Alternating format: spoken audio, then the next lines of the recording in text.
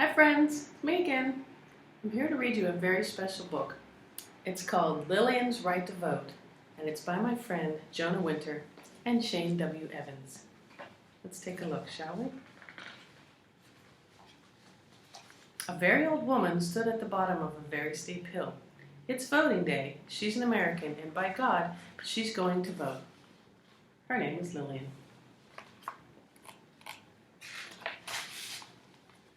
It's a long haul up that steep hill. It's a long haul when you've been alive for 100 years. It's a long haul when you've lived the life that Lillian has and walked so far in her shoes. When Lillian looks up, it's more than the blue sky she sees. She sees history. Lillian sees her great-great-grandparents, Elijah and Sarah. They are standing side by side on an auction block. Sarah is holding her baby, Edmund. They are being sold as slaves in front of the very same Alabama courthouse where which white men and no one else were allowed to vote. Lillian starts her slow climb. Though the sun shines brightly, Lily sees a dark time from years long past. She sees her great-grandpa Edmund, now grown. He is owned by another man, forced to pick cotton from daybreak to nightfall, right here in this country where it's written that all men are created equal. He sure doesn't have the right to vote. In fact, he doesn't have the right to do much at all until after the Civil War, which will end slavery. As Lillian inches up the hill, past one neighbor's house and then the next, she sees her great-grandpa Edmund on his way to vote for the first time, thanks to a law that was passed in 1870. The law is the 15th Amendment to the U.S. Constitution, which says that American citizens' right to vote shall not be denied or abridged on account of race, color, or previous condition of servitude. Even though the law does not allow women to vote, Great-Grandma Ida is with her husband. Lillian feels their dignity and their pride as they enter the courthouse for the first time. But as Lillian continues and the hill gets steeper, my, but that hill is steep. She sees what happens just 20 years later, right here in Alabama. There's her Grandpa Isaac at the courthouse being charged a poll tax to vote, a tax he doesn't have the money to pay. So much for that 15th Amendment, so much for Grandpa Isaac's right to vote. Lillian pauses to catch her breath, hearing now the voice of her Uncle Levi. He is telling about those tests that he was forced to take when he tried to vote, and about the sneer on the registrar's face when he asked, "How many bubbles are in a bar of soap?"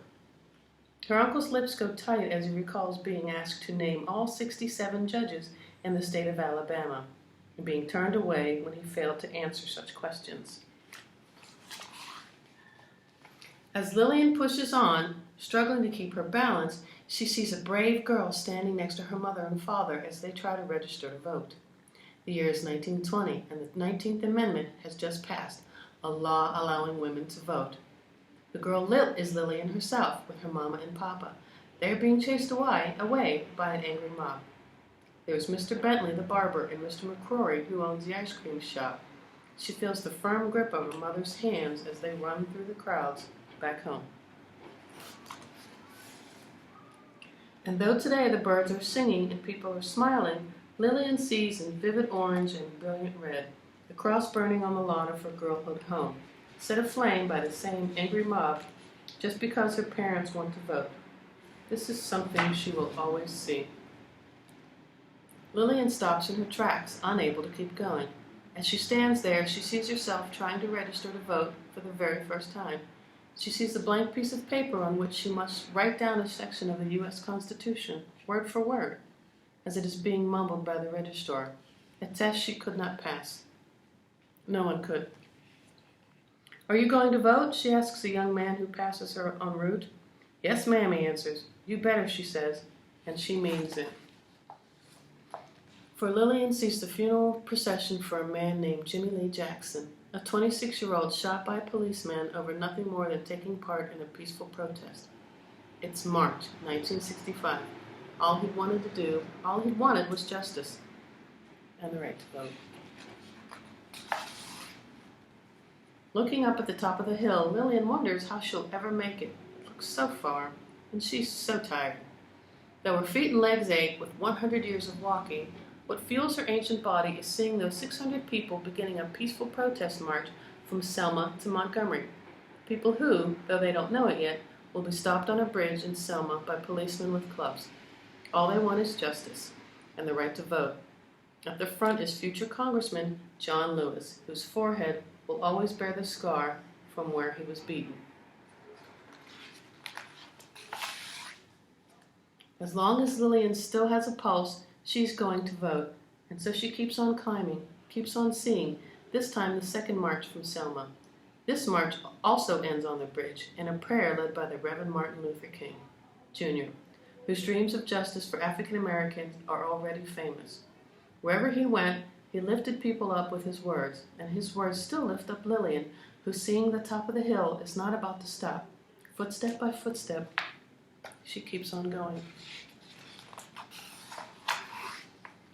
Just as the marchers from Selma to Montgomery keep on going through the cold and rain, finally making it all the way to Montgomery on their third march, she sees them all: Martin Luther King, John Lewis, rabbis, priests, and 25,000 others.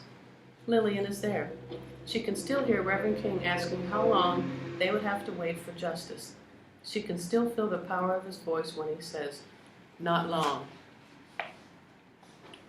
And as she takes those final steps to the top of the hill, Lillian can still see how Reverend King was right, for she can hear the voice of President Lyndon Johnson on her TV saying to America, "Every American citizen must have an equal right to vote. There is no duty which weighs more heavily on us than the duty we have to ensure that right. All of us must overcome the crippling legacy of bigotry and injustice, and we shall overcome."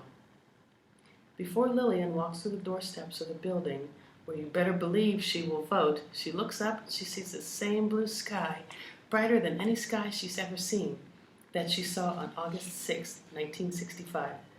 That was the day when President Johnson signed the Voting Rights Act, the one law protecting all Americans' right to vote. In every state and every town, the one law protecting Lillian as a full-fledged citizen of the United States.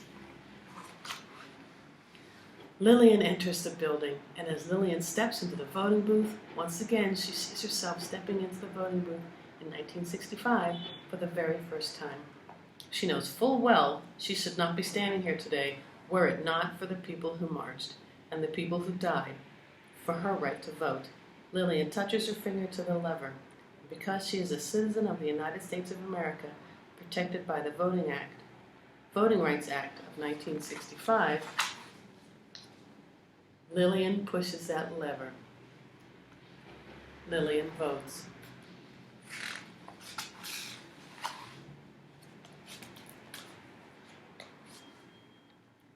Lillian's right to vote.